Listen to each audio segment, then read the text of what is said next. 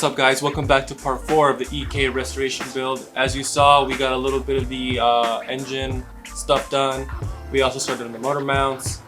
But what we need to do in this episode is kind of finish up the engine, get it ready, and then maybe start working on the engine bay because it is filthy and I want to power wash it, degrease it, get it really clean and ready to receive this engine. Lewis is actually on his way. He's going to be helping me with some of this stuff, but it should go pretty smoothly.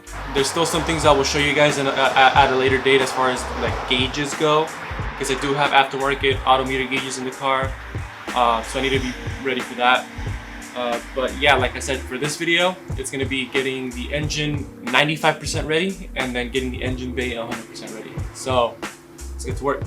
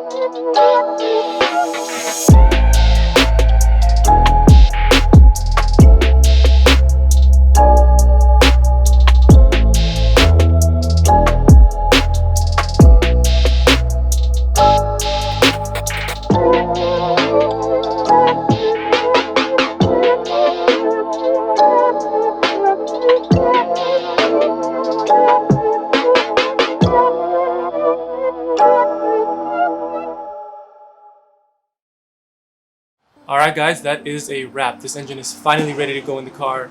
Super stoked about it. As you saw, we finished up the intake manifold. Now keep in mind this is a Y8 manifold on a Y7 motor.